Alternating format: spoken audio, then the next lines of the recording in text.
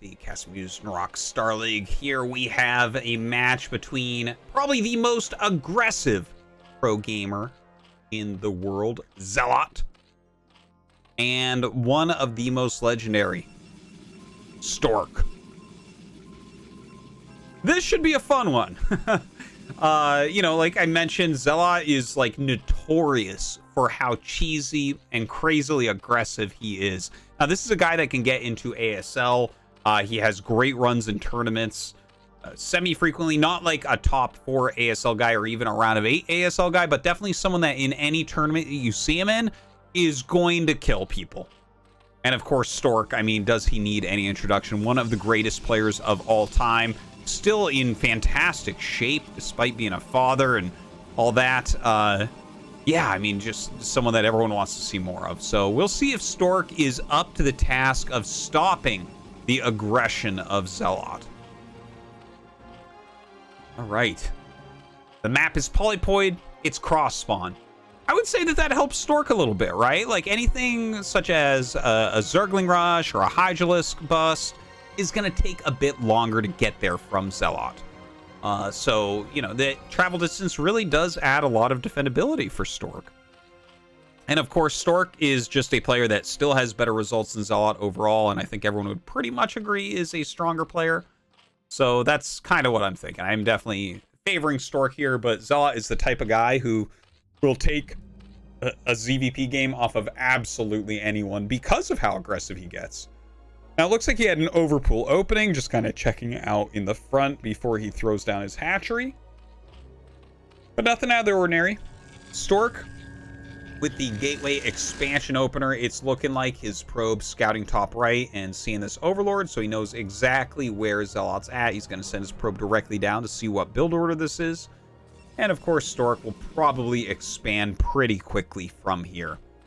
As the probe gets down, he'll see this and know that that is like basically the overpool timing, but a drone blocking the ramp. Now that's a bit annoying for Stork. If you can't get up, you don't know if they're getting gas. They could be pulling Zerglings. You're not entirely sure of what's going on. The 2 Zerglings come down, and as the Overlord watches where the probe goes, he can go ahead and send some more Zerglings out. I think he'll continue to block the ramp, though. Yeah, so you get on top of that. Already a decent amount of Zerglings being made. It looks like he's just making a little trap there for the probe and catches it.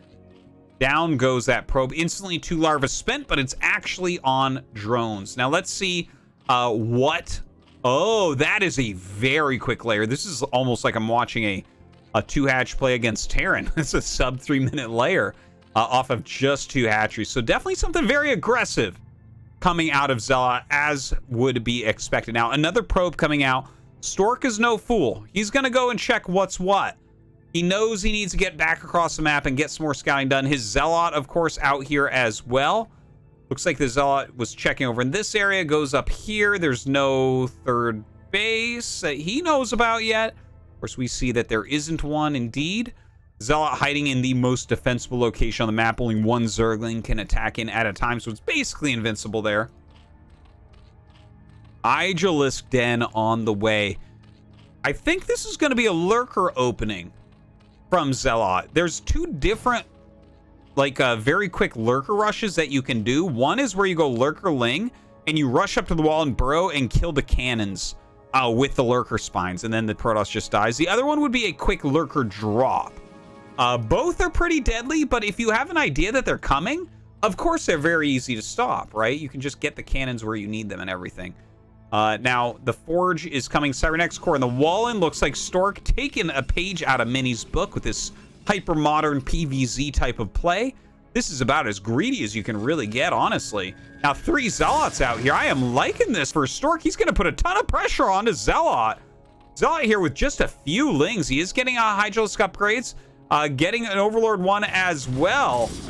And, okay, a nice drill and a Hydra comes out as well, but these ZeLoTs really being worth their weight in gold right now. He's killed off every single Zergling, going after the single Hydra now. The drones being pulled back, the ZeLoTs going after them.